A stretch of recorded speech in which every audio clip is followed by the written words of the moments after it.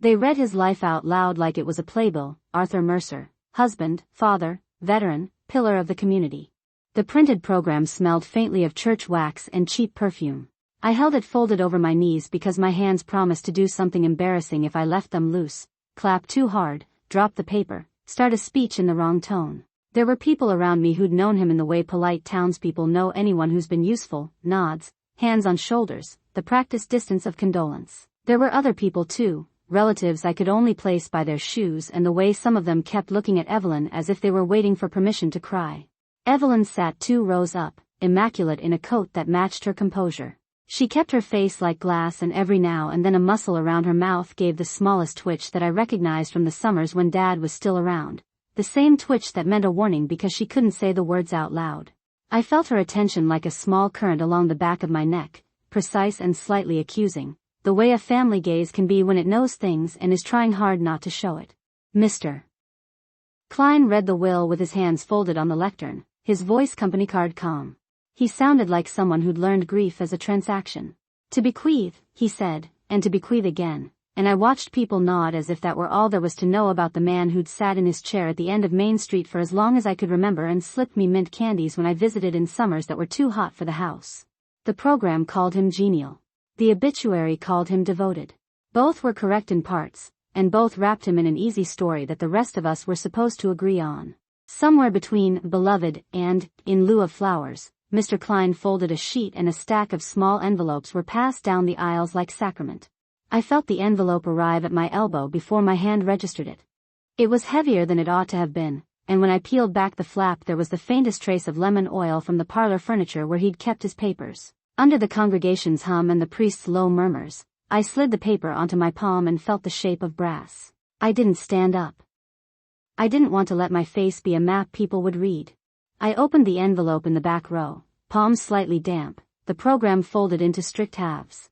There are little hypocrisies to grief. I had a cigarette at the corner before I came in, the things you do to steady your nerves. The smoke had clung to my scarf and to the inside of my throat, which made my heart beat a familiar rhythm like someone who knows how to count the seconds. There was a single, heavy key folded in tissue, and on the tissue, in his loopy, eccentric hand, my name, Claire Mercer. The loops of his G were unmistakable, a tidy, indulgent curl I had seen on birthday cards and the corners of old checks. The key carried his weight, brass worn in the places his fingers had touched 1,000 times, stained a slightly different color where thumb and index had pressed for decades. It felt almost sacramental in the way it fit the curve of my palm, a private confession pressed beneath the public hurt. Mr. Klein cleared his throat. Even the organ softened. "There is a safe," he said. His words landed like a folded corner. "There is a safe in Mr. Mercer's study. The will makes mention of it, though not its contents. Miss Claire Mercer is to receive the key." My fingers tightened. Someone behind me exhaled like a weather pattern. The room became a single, careful thing, rows of breathing chimneys, the whisper of a sleeve, a baby stifled into sleep in the second pew. I could hear the minister's nasal intake of breath and the soft scrape of chairs. People looked at Evelyn and her face was a study in thinly held control. She did not look at me.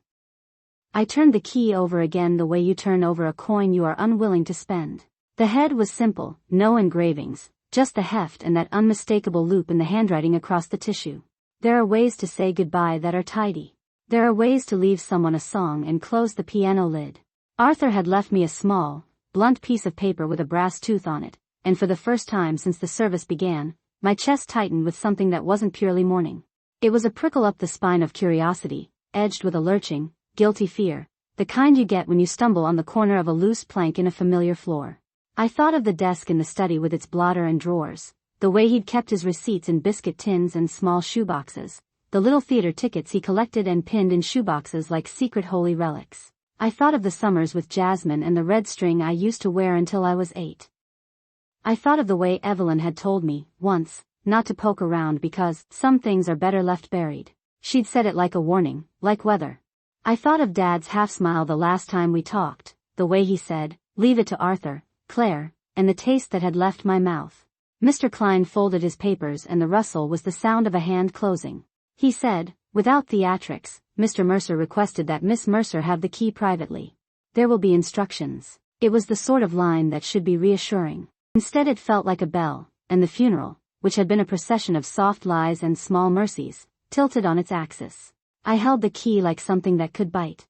The linen tissue crackled under its edges. In the pew ahead, someone dabbed at their eyes with a pamphlet. Evelyn's jaw set, very deliberately she stood, smoothing the front of her coat. When she looked at me, it was not pity or invitation. It was a look I recognized from everywhere I'd ever been scolded quietly. Do not open doors you do not understand. Outside, the sky had the washed blue of late afternoon in August, the kind of light that makes small things look absurdly detailed. Inside, Mr. Klein closed the service with words about legacy and good stewardship. I folded my program along the same crease as before and slid the key into my palm like a held pulse. There was salt in my eyes that wasn't only the grief, curiosity, and something older tightened my stomach. The room exhaled as the organ climbed.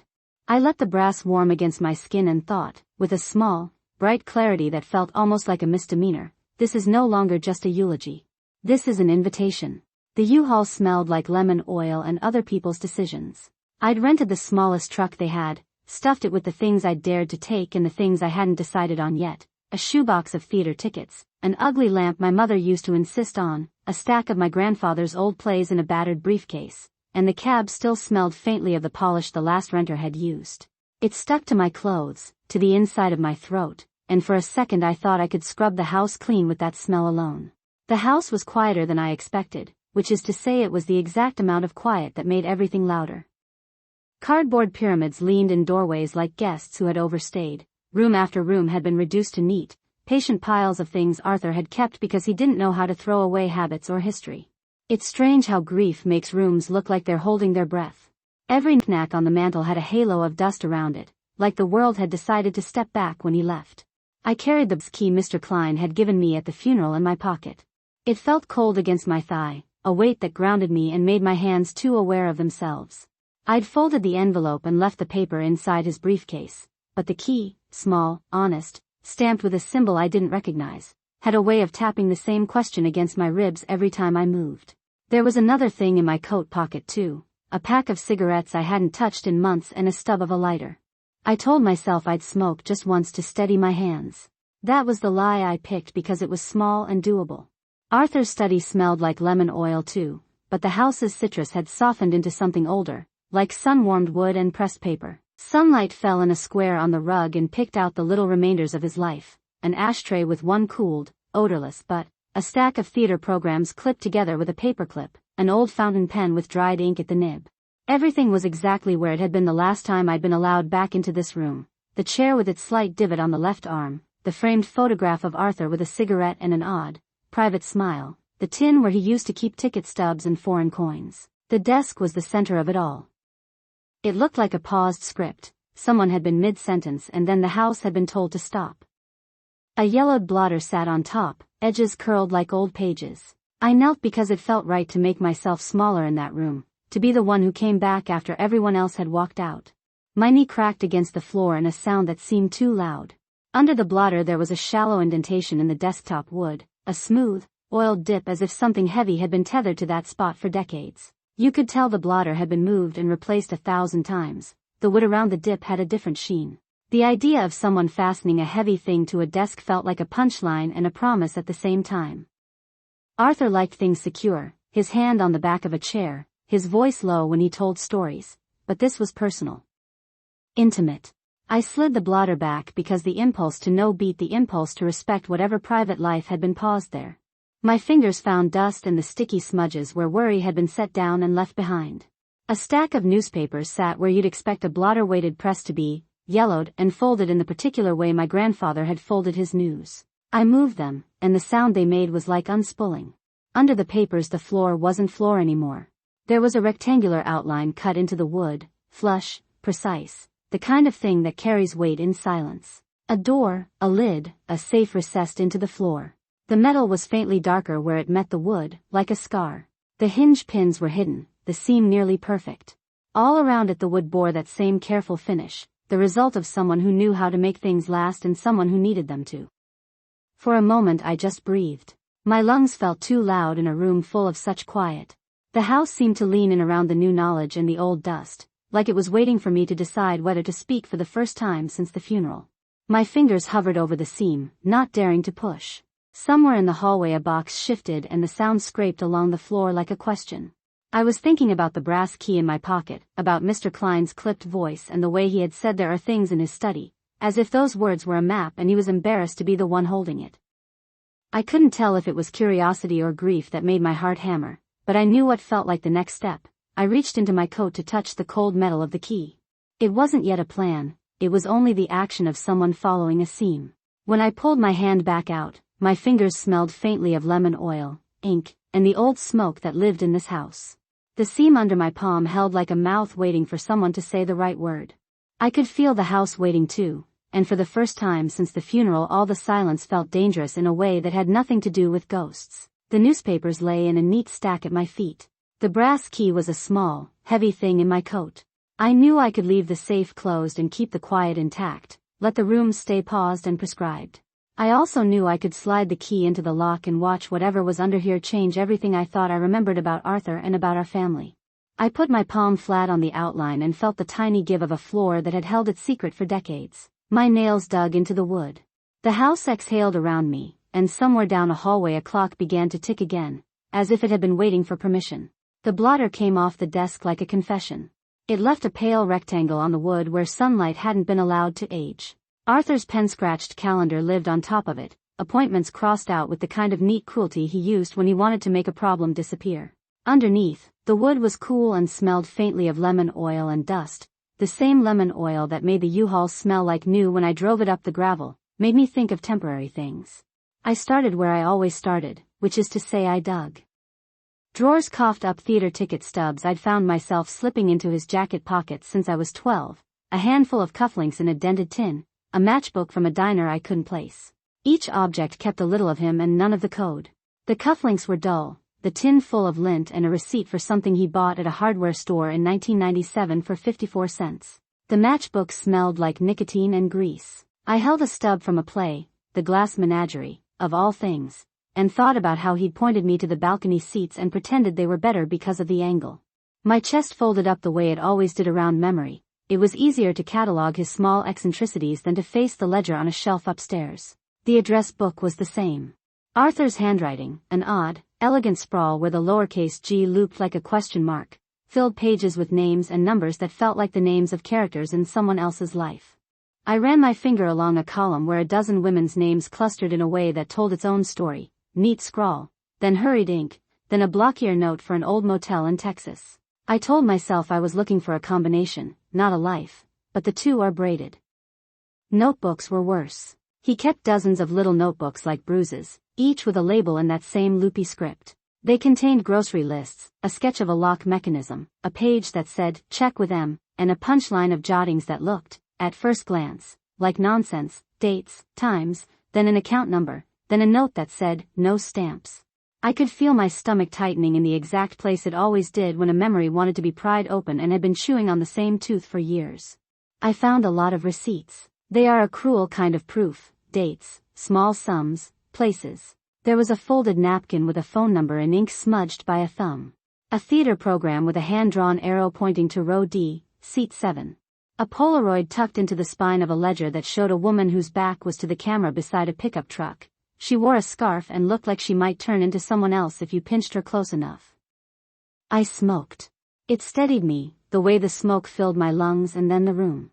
It gave me something rhythmic to hang on to while the house smelled of cedar and lemon oil and old paper. My fingers left ash on a printed invoice that wouldn't stop asking for money. I flicked my cigarette into the sink out of habit. Arthur would have judged the waste, and I found comfort in that imagined disapproval. It was specific, it was safe. It was in an old bankbook, the kind that had a little gold stamp and a window to the bank's logo that had been worn away by time. I had been leafing through it because I am the kind of person who believes that banks are more honest than people. Tucked inside between a statement from 1992 and a deposit slip was a single penciled line. I almost missed it because it looked like a margin note at first, handwriting smaller than Arthur's usual. Then, once my eyes adjusted, it resolved into something that could be read. 4640781/July 14, 92. My first thought was arithmetic, years, amounts, a phone number with characters rubbed away. My mouth tasted like metal. That skein of numbers could very easily be nothing, an internal reference, an account, a date of some minor payment. But it had the cadence of a safe combination, or at least the cadence I wanted to hear. The hyphens made it feel like something mechanical, something you would align and then feel the click of a mechanism finally giving up. I found a pencil in the blotter, one sharpened to a dull, patient point, and I held it over the face of the old desk safe as though the graphite could press the numbers into brass. My brain made the motions automatically, dial to the first number, feel for the catch, the soft resistance, the rightness of it. My phone buzzed on the blotter. I looked down at the screen. Unknown number. No name. No caller ID. The vibration was a dull pulse under my palm. The message was short. Some things aren't meant to be forced. It could have been a joke. It could have been Evelyn, a temper pressed into a text, or Caleb, playing at being ominous. It could have been anyone with a taste for melodrama. Or it could have been a warning, the kind that smells like lemon oil and old paper and the ghost of my grandfather's manners. I read it twice, 3 times, feeling ridiculous and seen at once. The pencil hovered.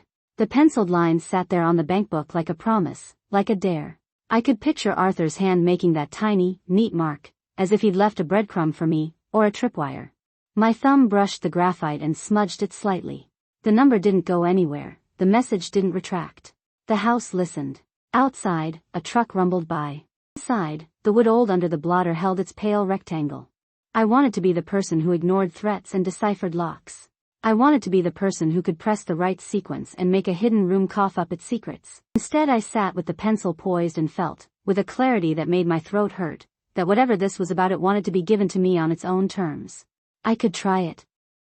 I could let the numbers be a map and watch the lock betray itself like a lazy animal.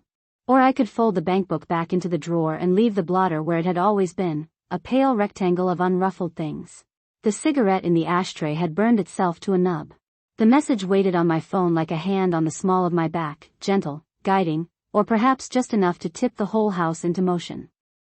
I lifted the pencil. My hand trembled. I was about to turn the first number when the doorbell rang, soft, insistent, like someone knocking at a window between past and present.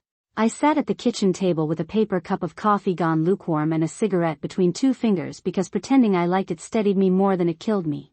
The house settled around me in the familiar creaks and sighs it had always used to keep secrets, and I tried to make the noises belong to grief, not to something more deliberate. The lemon oil scent from the moving truck lingered in the floorboards like a polite apology. It was almost absurd how normal everything smelled and how wrong it felt. Memories arrived in the small bursts they always do, not in a clean slideshow but as tactile things.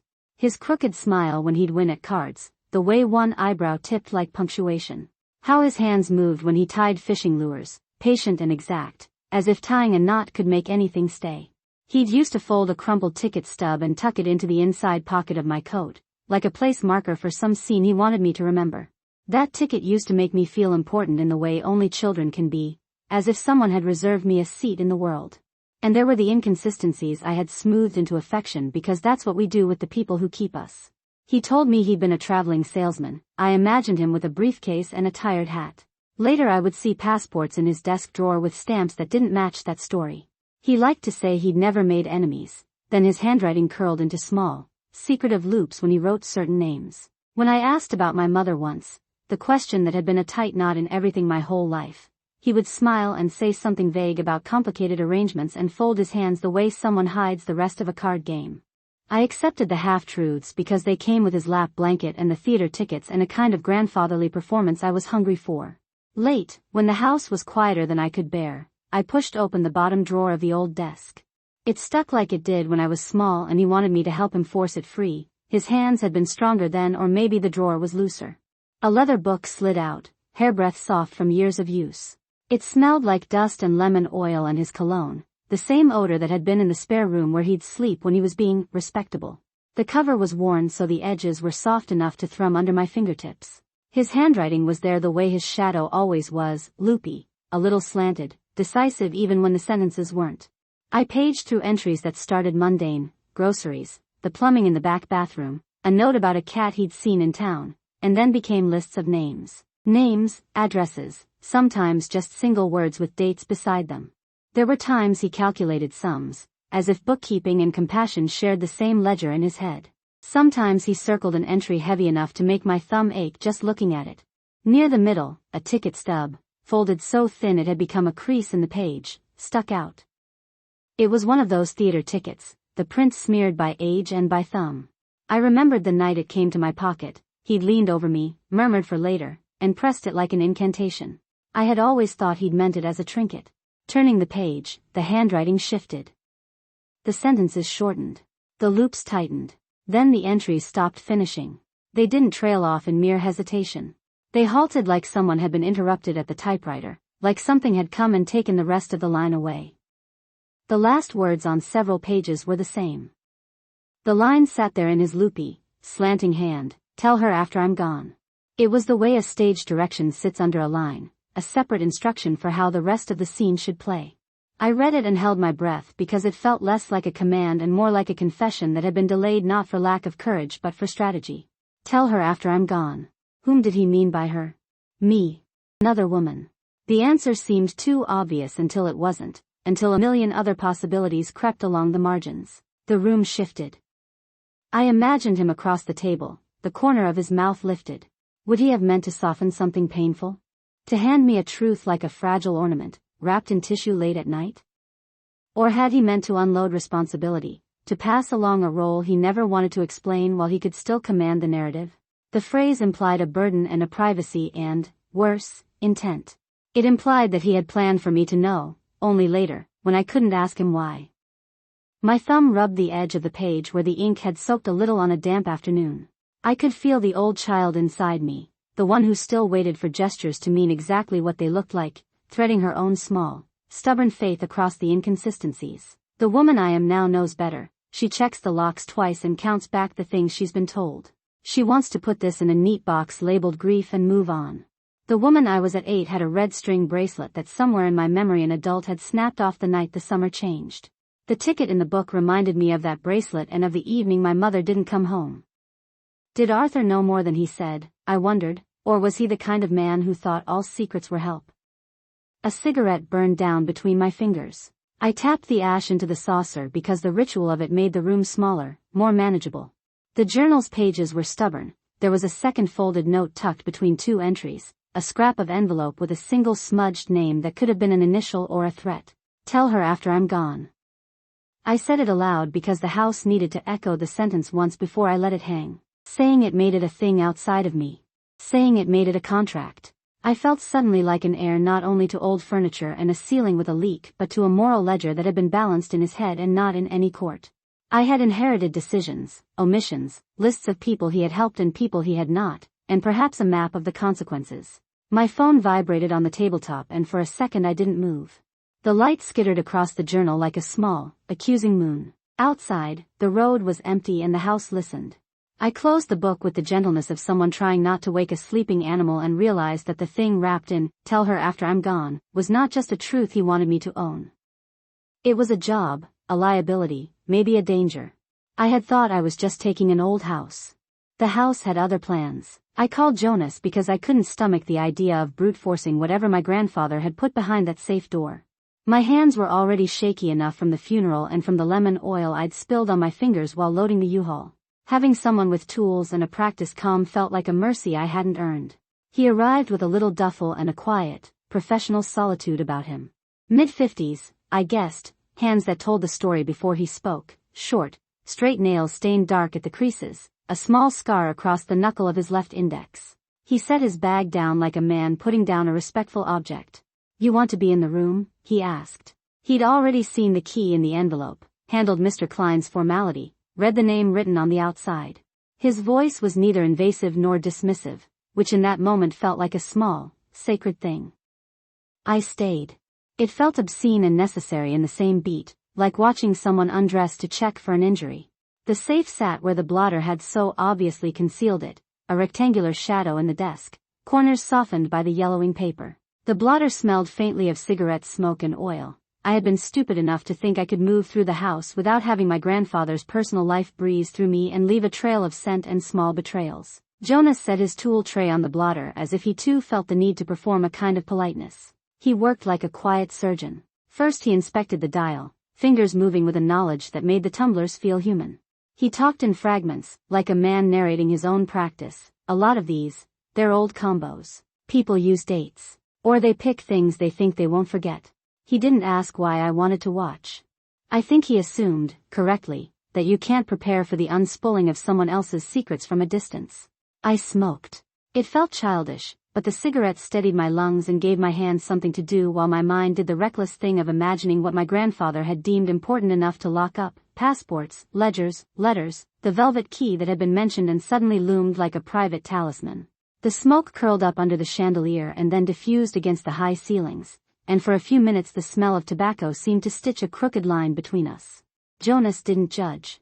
He only listened to the clicks, the soft muttered curses, the glint of a pick catching brass. He worked with a kind of reverence. When the secures shifted under his touch, he smiled once, small, the way someone smiles when something difficult yields to routine.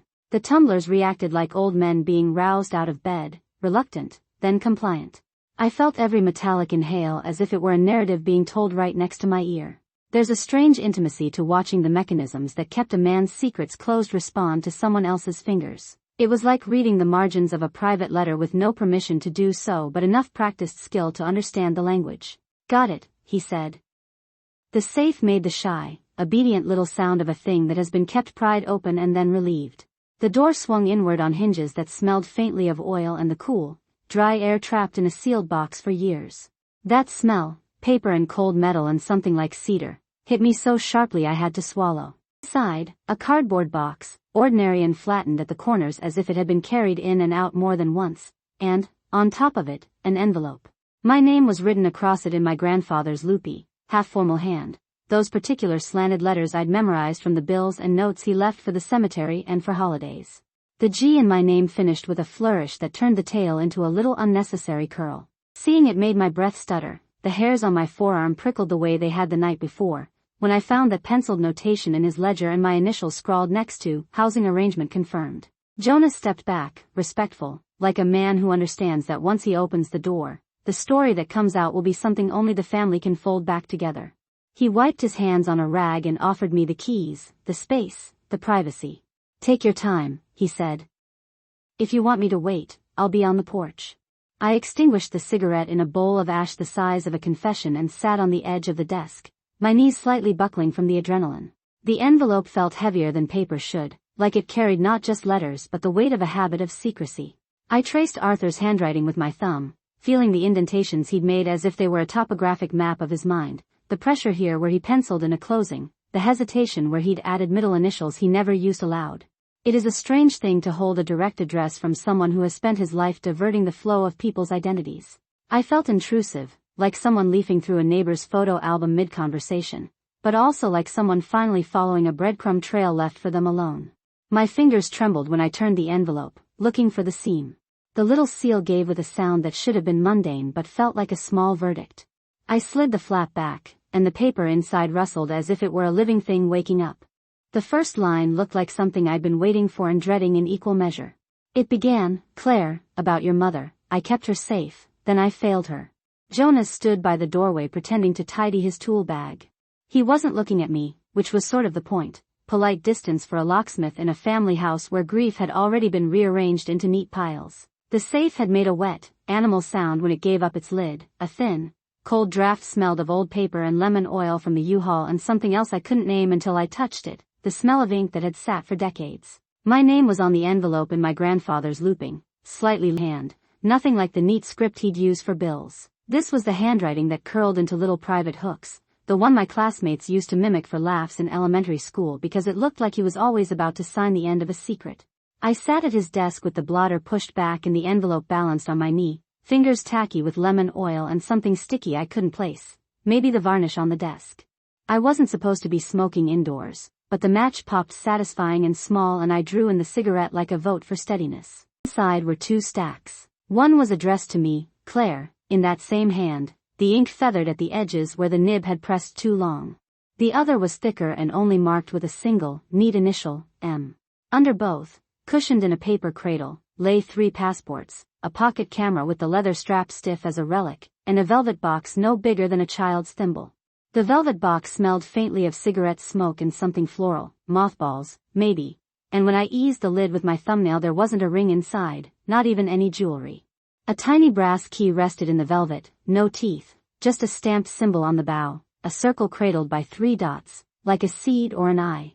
I read the first letter aloud without meaning to, because his voice, my grandfather's, has the habit of unspooling into my head when his script is on paper. If you're reading this, it began, the way people begin confessions and final instructions, then I've left you a mess bigger than the one I could ever tidy. He called me Claire, and he called me child, in the same breath, the same soft contradiction he'd always used at Christmas when he wanted to be both indulgent and stern. The letters didn't follow a single train. They were like tide pools, one paragraph in his Kansas cadence, the next a sentence in Spanish where the pen had hurried. He apologized with that peculiar frankness I remembered from his quieter hours. No drama, just the blunt acknowledgement of harm. I took money for beds, one line read, and I took bribes for quiet roads. I thought I could balance the ledger of favors against the ledger of shame. I was wrong. Then a line in the middle of a page, tell her everything when you are sure she is steady. There were pages to M, that were different in tone. His hand loosened there, the ink running into long, affectionate strokes. Marta, one began, and the name fell into the room like a new kind of coin. He called her M, he called her Marta, he called her mi compañera, in a patched, earnest Spanish that made me feel like a voyeur to a conversation I wasn't supposed to hear. He apologized in a way that made my throat emptier than any of the letters to me. No one should have to love 2 lives, but if I can choose one, choose you. If not, choose truth. The passport sat beneath the pages like a trio of hidden doors. United States, Mexico, Spain, stamps layered like the rings of a tree. The photos inside the passports were of a man I recognized in the same slow way people recognize weather, the same jaw, the same ears, the same little scar by the left eyebrow I had watched him smooth with a fingertip in the kitchen light 100 times. Under them, a stack of snaps from the pocket camera, silver-edged, black and white, thin as truth. I went through the pictures one by one, because that's how you delay the thing you fear. They were ordinary in a way that made my stomach flip, a sunlit quay with crates, a hand over another hand on a steering wheel, a man and a woman at a cafe whose smiles I could almost hear. One photograph stopped my breath, a woman at a diner counter, the light cutting across her cheekbones, her face turned just enough that it was a profile and a promise at once. Round her wrist, unconsciously, was a thin red string tied in a loose knot. My mouth went dry. I had a photograph like this in the box of things my mother kept. No, not just kept. That little red string had been there in the summer of my 8th year when I couldn't find her and kept thinking the bracelet would lead me back to whatever small, hidden place she had gone. I thumbed another negative and a different woman looked back, laughing, possibly from the same set of photos, a street behind her that could have been any town with tile and laundry lines. The faces were candid, not for passports but for memory. If my grandfather had a life outside of the living room, the ledger, and the kindness he folded into other people's migrations, these pictures were its fingerprints. Between the letters to M and the passports, I found another folded sheet. This one was short, the ink bolder as if his hand had been steadier.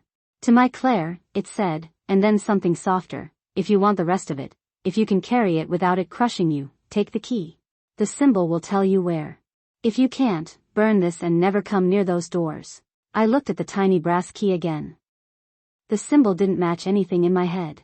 The 3 dots around a circle could have been a seed, an eye, a compass. My finger closed around the metal. It was cool, solid. It felt like responsibility. Behind me, Jonas zipped his bag and cleared his throat, a soft knock that pried me out of my grandfather's slow apologies. I slid the papers back together, placed the velvet box in the envelope like smuggling a sun, and for a moment my hands refused to do what my mouth, what my brain, told them to do next. The letters had opened a map with coordinates I hadn't asked for. At the top of one page, in the same looping hand I'd thought of as only decorative until now, was a single name written with a capital that held its own small authority, Marta Ruiz. The ledger was heavier than it looked, a block of days and debts wrapped in cracked leather. When I slid it out from under the last yellowed letter, the smell of the house hit me, old paper, polish, the faint lemon oil that had clung to the U-Haul all week like a promise, and it felt wrong to cradle it like a book when it belonged in a different kind of hand. Jonas had left the safe open, his quiet respect like a presence in the doorway. The envelope with my name was still warm from whatever fingers had carried it to me. Now this, Arthur's bookkeeping, laid out in his loopy, careful hand. Rows of names marched across the pages in columns, small, precise numbers, dates boxed in neat little squares. Some entries had notes in the margins, boarding, transit cash, false papers, 1 month followed by a sum. Different ink suggested different years, some values had been crossed out and corrected in a darker pen, the arithmetic of favors becoming a ledger of owed things. It read like a map if you squinted, routes and waypoints translated into figures. And in the middle of one page, tucked between a string of commuter names and a line of sums, there was a little sketch. 3 quick strokes, a short knot, a tail, the curl where a string would loop, and the exact familiar shape of a red string bracelet. The drawing had been done without ceremony, as if it were a simple itemization, bracelet, 1. But for a moment my brain refused to add the rest of the sentence together. The sketch looked exactly like the red string I remember from childhood, single thread, pretty much tangled from being worn to death, a stubborn knot that never quite came loose until that summer when I woke up and it wasn't there. My hands, already warm from cigarette smoke and the nervous heat of the house, began to shake. I set the cigarette in the ashtray by habit and felt ridiculous. Arthur had always hated that I smoked, said it made me look like I'd given up on the chance of living to 80. I picked my cigarette back up and pinched the filter between 2 fingers as if the thin roll of paper could steady something bigger than my pulse. I flipped pages. Names blurred into a river, migrants, assorted aliases, a smattering of initials that might have been foot soldiers of some quiet war. Some entries were just initials and a price, others had phrases next to them, long term, needs papers, do not ask, language that stitched protection and payment together so cleanly it was almost bureaucratic. The more I read, the less it felt like charity and the more it felt like commerce, and the word commerce felt cruel in the face of people's lives. Then I found my initials, CM, housing arrangement confirmed. The serif on the C was Arthur's, a little flourish before the curve. The M looped in its familiar way, the same exaggerated curl I'd traced in the margins of my childhood notebooks. Even in death his handwriting managed to claim me. For a moment my mouth tasted like iron. Housing arrangement confirmed. To anyone else that might be a dull, even routine notation, a ledger mark marking a box checked. To me it was the cord that tied the ledger to my memory of the summer my mother disappeared, the string bracelet that vanished, my 8-year-old version of the world unraveling, the way the house suddenly folded in on itself like a map refolded the wrong way.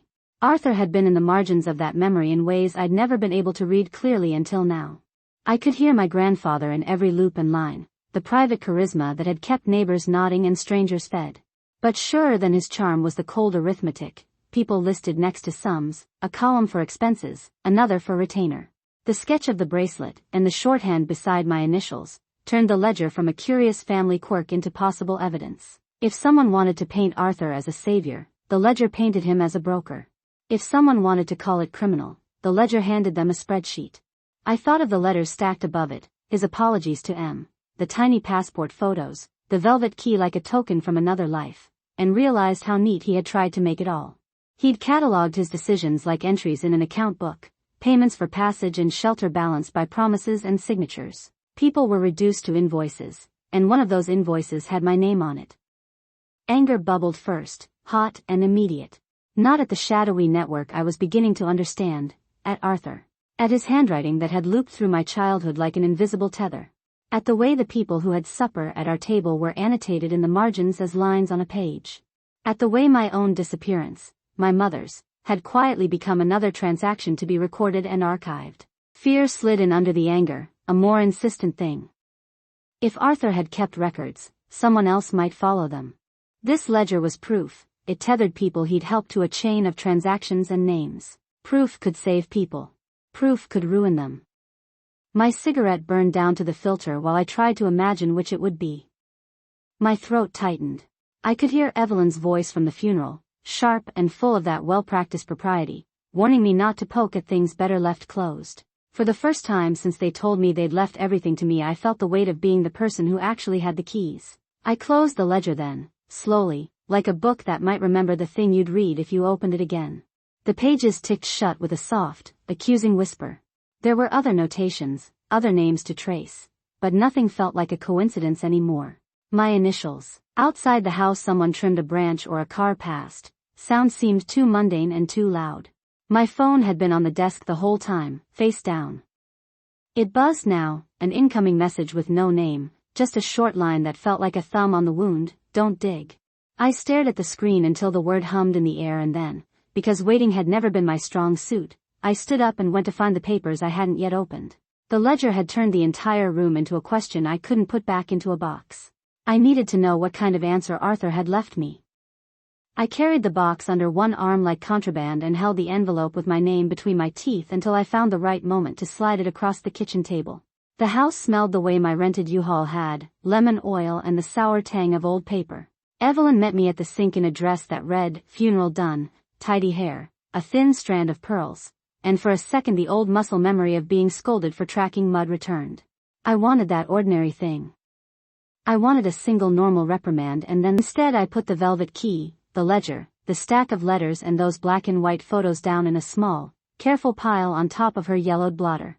Her hands hovered, then folded exactly like Dad's when he tried to hide a laugh. She picked up a photo with my name written in graphite on the back, Lena, 1989, and her face changed, not with surprise but with tightening. The loop of Arthur's G was there, loopy and ridiculous even in the margins of a photo caption. I watched the way her knuckles whitened. It was the little tics you forget until grief makes everything ridiculous. "Claire," she said, soft at first the way she always was at the beginning of a breath, "I told you." "Tell me what, Evelyn?" I said. I wasn't patient. I wasn't gentle. The ledger had my initials in a penciled line, housing arrangement confirmed, and a summer date. I had been waiting 3 days for someone to tell me I was reading it wrong, that I'd misremembered being 8, that my red string bracelet had been a child's superstition and not a transaction paper. Evelyn set the photo down like it might combust. She leaned over the blotter until the light from the window caught the blue ink of Arthur's looping handwriting. He kept things. He kept a lot of things, she said, each word like she was peeling a bandage. Her voice stayed polite. Her eyes didn't. "I have letters to someone called M, passports with other names, a velvet key stamped with," I showed it to her, the stamped symbol catching the light. Her face didn't soften. It went hard the way a lake goes glass when a storm is coming. "Some doors are open for a reason, don't go poking around," she said, and it was like a county judge reading a sentence. The reprimand belonged to my childhood, but the ownership was different now, not condescending foster mother but the kind of angry care that wants to hide a wound because someone else might come looking at it. When I pressed, because if Arthur's ledger suggested anything it was that every pause was profit and every ledger line had a human name behind it, she snapped. "Your grandfather wasn't the man we all pretended he was," she blurted, and there it was, not confessional so much as a blow. "He made the house into a corridor. He hid people. He took money from people who needed to be hidden. Some of it was mercenary. Some of it was mercy. It doesn't make it neat, Claire." Her hands were working now. She smoothed the blotter like someone smoothing out a life. "And Caleb helped. Moved people through the house when we needed hands. He was young and he thought he was doing the right thing. He thought it was a game." I felt something go hot and hollow in my chest. Caleb, 22, motorbike, the kind of cousin you forget is family until he shows up with a ripped sleeve and a sheepish grin. I'd thought him a sideshow in Arthur's Mysteries. I'd thought the worst he'd done was sell us stolen pool cues in high school. The ledger made him a player. "You put people in our house," I said, and it was smaller than I wanted but it was the only coherent thing in me. "You sheltered them. You charged them. You wrote my name in ink like it was a line item." Evelyn's jaw worked.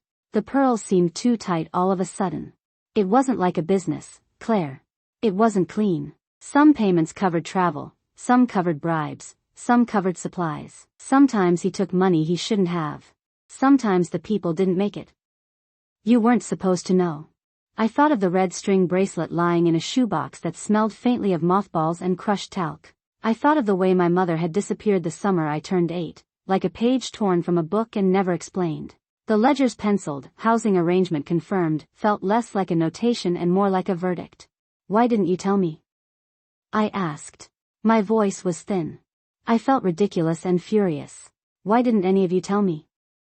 Evelyn's face went old in a way my eyes had never seen on her, not the polite sharpness of her social armor, but something ragged underneath. She covered her mouth for a second and smelled like lemon oil and old coffee and the faint floral of the perfume she saved for remembering nicer things. "Because we protected people," she said finally. "We protected their names. We protected ours. It's messy, Claire. There are living people who are still, in the middle of it. If you do anything, if you go and clap this ledger on the district attorney's desk or parade those photos, then what?" I asked. "Someone should answer for Evelyn, I said, the anger making my throat work. My mother. She cut me off with a sound that was almost a laugh and almost a sob. Your mother was part of the reason we did what we did, she said. She made a choice. Your grandfather thought he was helping. He wasn't always right.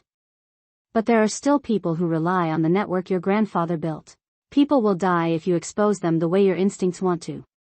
It's funny, the things you hear when you're trying to process a betrayal.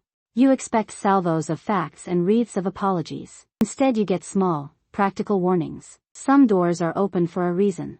I have a ledger with my initials, I said. I have a photo of a woman listed missing 30 years. I have a velvet key and passports and letters apologizing to M. Who else is going to tell me the truth if not you? Evelyn's hand trembled on the edge of the blotter. Her eyes were so bright I could see the reflection of my own face. Tell me why you need to know everything now, she said. What good does it do your mother if you stir the hornet's nest? Because it's mine, I said. I sounded small and I didn't care. Because he put my name in it. She stood up so fast the chair scraped and her voice changed into something I hadn't heard from her since I was a child getting in trouble at the church bake sale. Don't bring this into other people's lives like it's a hobby, Claire, she said. Some doors are open for a reason, don't go poking around. Then she slammed the door behind her. There was a beat of ordinary silence, cutlery, a muffled clock, and then the house belonged to that sound, the door closing like a cautionary bell. The quiet behind it didn't feel empty. It felt like a warning. I sat for a second in the kitchen and realized I was still holding the velvet key. My fingers were smudged with pencil lead and the blue ink of Arthur's loops. I had thought I wanted confession. What I had been given was a threat dressed as a plea. Outside, the alley smelled of lemon oil and cigarette smoke. I pulled out a smoke because my hands wouldn't stop shaking. I lit it with a trembling thumb and inhaled too fast. The nicotine steadied me enough to think. Evelyn had slammed the door. The ledger was open on the blotter. My name was written in pencil like a ledger line. The velvet key sat in my palm like an accusation. I hadn't come to be told to stop. I came to know what to do next. The door behind me was meant to be a guard. The thing about doors is they don't stop stories. They only delay them. I flicked ash into the lemon oil light and stood up. I spread the stack of black and white prints across the kitchen table like they were evidence instead of memories. A woman in a raincoat laughing with her head thrown back, a pair of hands on a steering wheel, a corner of a neon sign. The safe had coughed up more than paper and metal. Jonas had left with the sort of polite nod that meant he knew when to stop asking questions. He'd closed the door behind him and the house shrunk to the dimensions of the table and the chair and me. My cigarette burned down against my index finger. I pinched it between two knuckles and tried to be steady. The faint lemon oil smell from the U-Haul was still on my clothes and in the seams of the boxes. It felt wrong to have the house smell like furniture polish and grief at once, but then Arthur had never smoothed lines where they needed to stay sharp. I started at the faces, the way you look for a familiar cadence in a song you half remember. There was the same woman 3 times, different angles, different days. Same mouth, same small mole near the jaw. On the back of one print, in pale pencil, someone had written L. Price. The handwriting was hurried and blunt, the E leaning like it had nowhere to finish. I took a photo of the print with my phone and did the stupid, clinical thing everyone does when they can't quite bear the unknown, reverse image search. I told myself it was just curiosity. I told myself I was going to put the ledger in a file and sleep. The computer chips had other plans. The result popped up with an old, half-dusted page from a missing persons archive. Lena Price, neighboring state, 30 years ago. The listing had a small, institutional headshot beside a typed paragraph that read like a directory entry for someone people had tried too late and then decided to forget. Last seen boarding Greyhound bus at 7:13 p.m., July 12, 1993. Destination unknown. Possible alias, L. Delacroix. Last known companion, man identifying himself as S. Grant. Case cold. My throat went dry enough to taste metal. I flipped the photo over again, as if the pencil could be scraped for more meaning. L. Price. 1993, the number on the edge, a cop's docket, perhaps, matched the one listed in the archive. Everything fit together with the soft, terrible accuracy of an old bruise. I dug the passport copies out of the box, the ones Jonas had flicked at when he handed me the envelope. The little blue book with Arthur's neat, almost invisible notes tucked into the back pocket. Somewhere in those notebooks he'd used the name S. Grant on a stamp, and then later added, if not here, then Portland, in a tiny hand. I remembered how he'd looped his G like a question mark that never resolved. I pulled up a photo of Arthur's signature from an old letter, the closing, with that absurd, loopy G in Arthur, that curled back on itself and had always, for reasons I couldn't explain, made me think of smoke rings. I compared it to the one scanned into the missing persons file. The plain, bureaucratic PDF had preserved a clipped scrap of a letter someone had found in Lena Price's abandoned motel room. The name at the bottom read S. Grant, and the G slithered through the paper in the same little curl, the same impatient flourish. It felt like being punched gently over and over until your bones decided to stay rearranged. A man who used a made-up name in one town, and a signed scrap of paper in another, and Arthur's same handwriting curled under his own real name across decades. I let the cigarette burn to the filter. The smoke tasted like the attic when the house was empty and you were the only person allowed to move anything. I went back through the ledger, the heavy, battered thing I'd kept mostly for the neatness of its damage, and found an index card jammed between pages. If anything happens, tell her the truth, it said, in Arthur's hand. Beneath that, an address, a summer place, a name of a town that's 12 hours and one heartache away. There were other marginal notes in the missing person file, phone numbers that didn't connect, a grainy surveillance still from a bus station camera, the way the investigator had written accompanying mail, and then the shorthand for alias suspected. The file read like the bones of a story, but without cartilage. You could see how something had moved in it, how a body had been led away in pieces. The ledger gave it weight, the letters to M gave it color. The passports gave it the audacity of being more than secrecy, it was a business. I thought, absurdly, of Evelyn's face when she had slammed the kitchen door, the precise, disinfected anger of someone who had swallowed guilt for so long it calcified. Caleb's name had appeared like a footnote in one entry, moved people. The ledger was a ledger and also a map of things we had pretended not to see. My phone buzzed. I hadn't put it on silent. An unknown number, 3 words, don't dig up. I stared at the message until the letters blurred. Part of me wanted to call the police, to hand over the ledger, the letters, the cigarettes, and the keys and let other people with clean hands sort out the mess. Part of me wanted to pack a bag with lemon oil and theater stubs and go chase a summer address until I remembered why my mother had worn a red string on her wrist until she stopped. The looped G on the page didn't look like a decoration anymore. It looked like a knot that, once pulled, would unspool everything tied to it, past and present, shelter and profiteering, the name we'd called safety and the way we hid bodies in plain sight. I set the photograph down gently, as if it were a sleeping thing. The house hummed around me, too quiet and full of things waiting. I had a name, a date, an alias, a handwriting match. I had a map with a single address circled in a hand that wasn't mine. Outside, the late afternoon sun slanted through the blinds and cut the table in half. I pushed a cigarette into the ashtray and reached for the ledger again, because someone had written, "Tell her after I'm gone," and I was tired of being told what came next. The safe gave up its secrets like a cough, slow, necessary, a little embarrassed. Jonas had slipped the metal door open with the practiced patience of someone who has coaxed locked things into the daylight for a living. He stood in the doorway, polite, hands folded, as if nothing there might bite. I sat cross-legged on the old rug, the lemon oil and the U-Haul still clinging to my sleeves, and turned the box over in my lap. Inside were neat piles, passports with corners softened by thumbprints I recognized, a battered Rolleiflex with a strip of black and white negatives tucked into its cradle, letters tied with twine. At the bottom, below envelopes and a velvet pouch with an odd brass key that had no place on any of the house's maps, was a ledger so worn its spine had gone faint gray where it had been opened and closed 1,000 times. Arthur's handwriting ran down the margins, looped, quick, sometimes almost apologetic. He counted things the way other men said prayers. It was organized like a ledger should be. Names in one column, dates in another. Fees, destinations, notes in a shorthand only a lifetime of running errands for secrets could produce. Safe drop, L. Price, $220, June 95.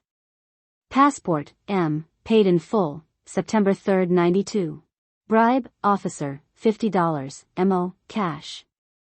Receipt and refuge sitting cheek by jowl.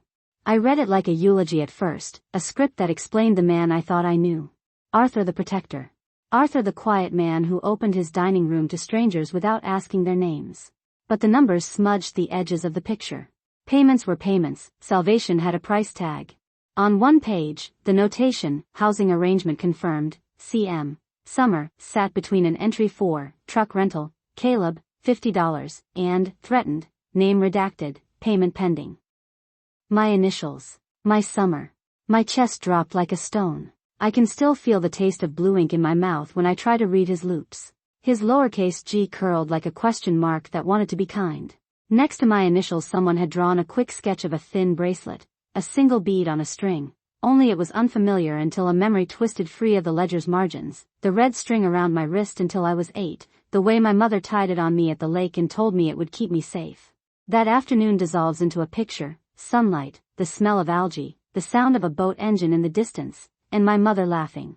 The ledger put those jokes into arithmetic, housing arrangement confirmed, like a receipt for a child's disappearance. There were margins on most pages filled not with numbers but with Arthur's little notes in the same loopy script. Safe until notified, he wrote beside an entry. Preferred, Mrs. Delg. He shortened names the way people shorten confessions. M. popped up again and again, Marta, the letters had told me, the name that made a woman's voice I couldn't place harden into apology. He'd handled passports like they were joke props for a magician. He'd booked rooms, paid policemen, sent men in the night to ferry people in the backs of trucks. He had a system, and systems eat neat, messy things and spit out ledgers. Then I found an index card, face down, tucked like a secret bookmark between 2 receipts. When I flipped it, the handwriting on it made me feel suddenly very small and very loud at the same time. If anything happens, tell her the truth. Underneath, an address written in the same even script, one I knew as well as the lines of my own palm. The cottage on the lake. The place we used to rent for August. The place where the dock had splintered. The place I had not told anyone I couldn't stop thinking about. My first instinct was to swallow the card whole, to tuck that address back under the ledger and paste the box closed with the lemon oil blotter. Evelyn's voice unspooled in the room like a warning. Don't go poking in places that are sealed for a reason, she'd said, jaw tight. The anonymous text I'd gotten during the search, stop, buzzed in my memory like a loose wire. Jonas cleared his throat somewhere to my left and, embarrassingly, I found myself smoking to steady my hands, the cigarette a ritual I used when the world narrowed unpleasantly. The ledger didn't slew clean absolutes from the pages. It made him human. He'd taken money from people who had no right, he had taken money from people who should have been grateful, and he had taken money from people who would have cut his throat if they'd known how close to their throats his fingers had gotten. There were names annotated with moved, safe, and across the page, under a different entry, payment received for silence, $300, delivered. Some lines read like an obituary followed by a bill, salvation, then cost. I turned pages until my fingers pricked with the dryness of the paper and found a slip where he'd sketched a bracelet and wrote, Claire M. Housing arrangement confirmed. There was no flourish, no denial, just a notation as if the ledger had been an extension of his wallet and his conscience both. I could imagine him sitting at this very desk, pipe long gone, cigarette ash on the blotter, deciding how many nights a child might be protected by the same arrangement that kept other mouths out of trouble. When you grow up in a house built on secrets, you develop a knack for turning over stones without seeing what worms might be underneath. Then there's the moment when the worms aren't the worst thing you find. The worst thing is the suggestible silence of people who knew enough to help and chose instead to pencil it into a book and close the cover. Outside, the sky had gone the color of old photographs. Inside, the ledger felt heavier with each page I read. There was no villain's neat bow tied to the end of it, only a ledger that categorized mercy with the same efficiency as menace. Arthur had made safe houses, routes, lists and fees. He'd given sanctuary and kept receipts. He'd been both. Maybe that's what he thought the world asked him to be. I slid the index card back into the box and felt, for the first time since the funeral, a real fear that wasn't mine. It sat beside my ribs like a bird with a broken wing. The ledger sat on my lap like a Bible rewritten by a man who didn't expect forgiveness. If I told the whole truth, people would be exposed. If I didn't, a silence would live on like a bruise. The page turned of its own accord and, between Arthur's looping G's and the cramped columns of numbers, I understood the meaning of Evelyn's warning the way you understand a smell you thought you'd forgotten. The house was quiet except for the soft scrape of a chair and my own breathing. The address on the card was a place I had avoided for 2 decades and yet, now, it hummed inside me like a live wire. I could walk out with the ledger tucked under my arm and hand it to the police, watch the columns unwind into indictments and headlines. Or I could follow the address with the velvet key and the photograph and risk waking whatever was sleeping under Arthur's careful math.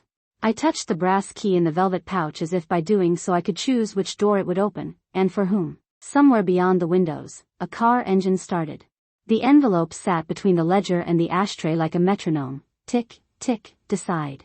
It was ordinary, the kind you could buy in packs of 100, cream with my name written in Arthur's loopy, uneven hand.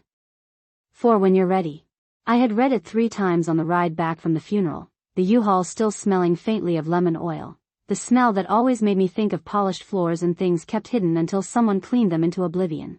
On the table around it, Jonas's bee-stung card from when he'd opened the safe, the velvet key Arthur had tucked into a corner of an envelope, the passports with names I didn't recognize at first and then couldn't unsee, the camera with its tray of black and white negatives, the letters in every slanting, apologetic variation he wrote to M. Marta Ruiz, I'd learned, pleading, planning, signing off with the same private joke I'd never understood.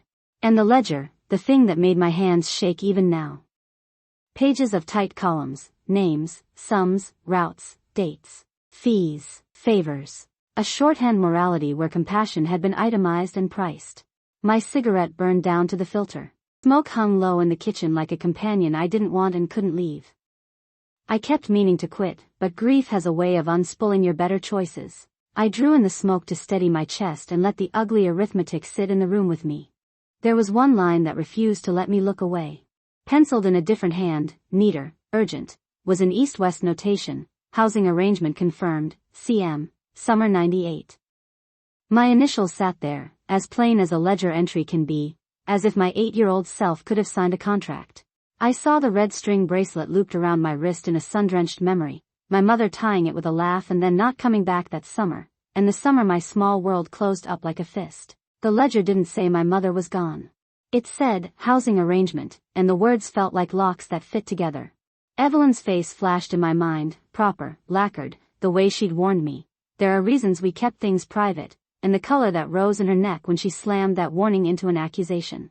Caleb's silence. The anonymous text that had arrived earlier, 3 words, no number, don't dig.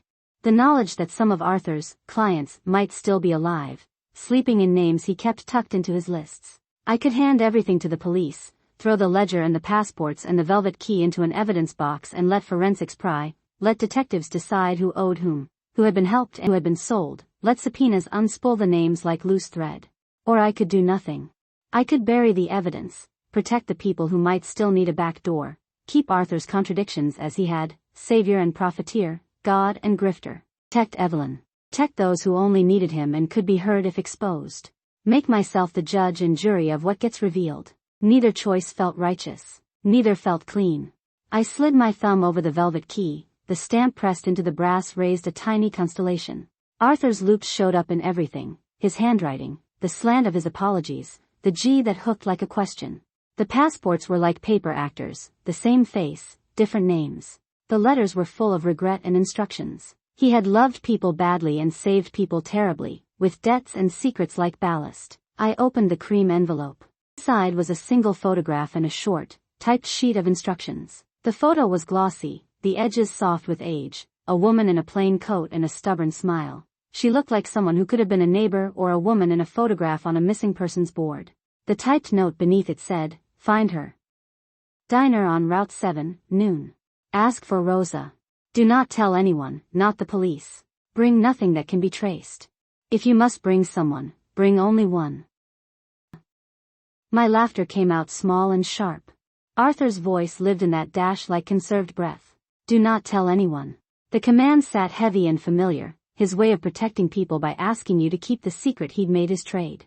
It was also an instruction to put myself into the unknown, to follow a path that might explain why my name was a line in his bookkeeping. I thought about what the police could do. They could offer protection, subpoenas, a process I had no taste for. They could also blow open networks that still functioned as lifelines. There was the practical fear, names in the ledger, dates, addresses, payments, and the moral fear. If I handed Arthur intact to the system, would I annihilate the precarious safety he'd provided for others? Or would I be the one to finally give those people a chance at real accountability? What anger I had for Arthur peaked like a bruise. He had lied and loved and numbered people like inventory. He had tied my mother's absence into his dirty ledger in a way I could not ignore. If the woman in the photo could explain even a fraction of that, if she could tell me why, housing arrangement confirmed, sat beside my initials, then maybe I could make a choice that wasn't purely punitive or purely protective. Maybe answers would let me decide with less of a guess. Outside the kitchen window, a car rolled by on its way down the wet street, lights smeared. The lemon oil smell from the U-Haul was a ghost I blinked out of the edges of my memory, and the cigarette had burned to ash. I folded the photograph back into the envelope, tucking the edges with a care I couldn't afford.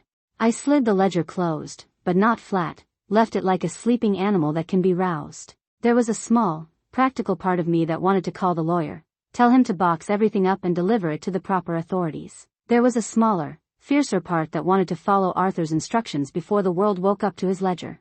I stood up, the chair scraping old wood, and reached for my keys. The house felt too small with all the truth lined up on the table. I had a ledger that had my name in it like a receipt and an envelope that told me to go find a woman who might make sense of it. Choosing, I realized, wasn't a single act. It was a motion, toward answers or toward silence. My thumb found the velvet key in my pocket and I breathed out smoke that tasted like old promises. My phone buzzed on the counter. A new message, not the first to come looking. Be careful. The sender was unknown. I folded the photograph into my pocket and left the kitchen, and the house closed behind me like a question. The diner in the photograph sat on the same crooked corner it had in black and white, flaking teal paint, a neon sign so tired it hummed like an old man clearing his throat, and a glass door whose handle had been sanded smooth by 1,000 anonymous palms. A closed placard swung from one hinge. Chickens of paper were glued to the windows, the kind of advertising diners never take down because they think they might reopen tomorrow. The town smelled like oil and dust and the faint metallic tang that comes off refrigerators left too long without power. I parked the U-Haul 2 blocks away and told myself that the car being half the weight of my handful of possessions made the trip less stupid. The lemon oil still clung to the interior, a ghost of the packing I'd done, and my fingers had that nicotine tremor in them that felt like an apology. I had quit before the funeral. Arthur had a way of making everyone dust off old sins for him. I found a cigarette in the pack at the bottom of my purse and felt ridiculous carrying it like a security blanket. I didn't light it. The rusted mailbox on the diner's curb looked like the kind of municipal relic that held unsent letters and lost lottery tickets. I hadn't expected to find anything in it, but when I slid my hand under the lid I found an envelope with my name written in my grandfather's loopy script, the same slanted G that had taught me how to read his letters by memory. The paper smelled faintly of something oily and old. Side, a single line, meet me at the back door. There is someone who remembers everything. 2 o'clock. I waited because that's what he wanted, I think, for me to show up on his terms. I folded my hands and watched the town move like it had been watching me back. A dog barked. A pickup truck idled past with country radio and a rack of mismatched hubcaps. My phone buzzed twice and then went quiet. Wind slipped under the awning and lifted a strip of the newspaper from the alley like a ghost hand. The woman who came up the street didn't look like someone who'd been in the margins of my grandfather's life. She looked like she belonged to this town. Practical boots, jeans stained with whatever tenacity demands, a battered canvas bag slung over one shoulder. Her hair was pulled back so tightly it made the lines in her forehead look purposeful. She didn't hurry. She didn't look surprised to find me standing in front of a diner that hadn't served pie in years. "You're Claire?" she asked. Her voice had the flat, no-nonsense register of someone who'd learned to carry things and not ask whose they were. I studied her for a long second before I said anything. I had been expecting a man with a hat, maybe. Arthur's networks were always sketched in men to my mind, masks, backs turned, hands in pockets. Instead I saw a woman with hands that had the same sort of work-worn patience as my grandmother's used to. There were small scars along the knuckles, a ring set with a dull stone, a thumbprint of a faded sunburn. "You Rosa Delgado?" I asked, because the name was stamped in my head the way theater ticket stubs are, small, important relics that somehow keep a memory alive. She nodded and gave a dry little smile that didn't reach her eyes. "I was Anna once," she said, and then, as if to disarm the private, "Arthur called me Rosa when we needed a name that wouldn't stick." That was the first time I heard her laugh, an economy of sound, and in it I heard the reasons I'd spent the last week lying awake parsing ink and ledger entries. Arthur's little private vocabulary of names. The aliases spread like lozenges of truth through the ledger's margins. She stepped closer, kept her bag front and center like an offering or a shield. For a second she looked the way I felt, like a person about to open a door that might lead to more rooms than she was ready for. "He's been busy," she said. Not in condolence, but in explanation. Left more than he'd thought he could carry himself. You know about, I began, and then stopped, because the truth is elastic.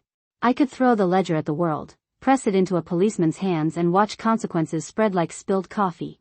Or I could keep scraping the varnish off the wood and see what lay beneath.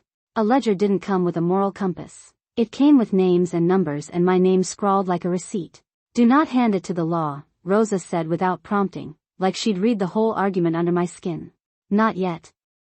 They don't understand how to keep this clean. They look for endings where he's left living things. Every word was practical, low decibel, a map folded and handed back. When she reached into her bag it was slow, deliberate, not a petty flourish but an admission. Her fingers closed on something small and cold. She drew it out and held it between us like a relic. It wasn't the same brass key Mr. Klein had given me at the funeral. This one was squat and heavy, its teeth unusual, a rounded bow stamped with a symbol I recognized, the same tiny, almost ostentatious symbol pressed into the velvet key I'd found in Arthur's box.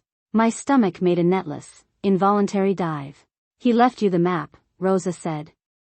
Her eyes bored into mine with that strange, non-judgmental clarity people have when they've been holding secrets long enough that the shape of them becomes less terrifying. He didn't expect you'd follow it. I did, I said.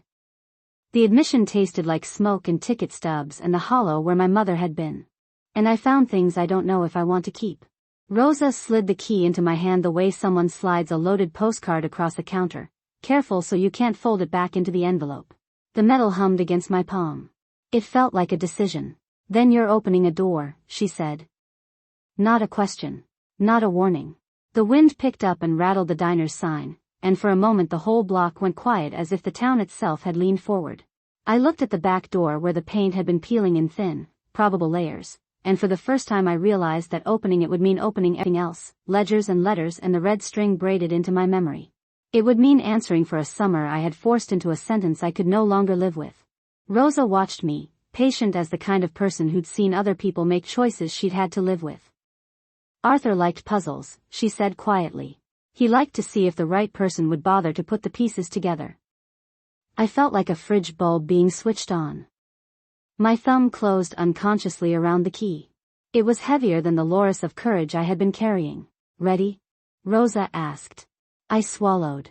The key bit into my palm like a promise. Behind the diner's back door I could hear nothing, only the building's small, private breath. I nodded. She touched the small of my back with a gesture that was older than trust, and together we pushed the door open.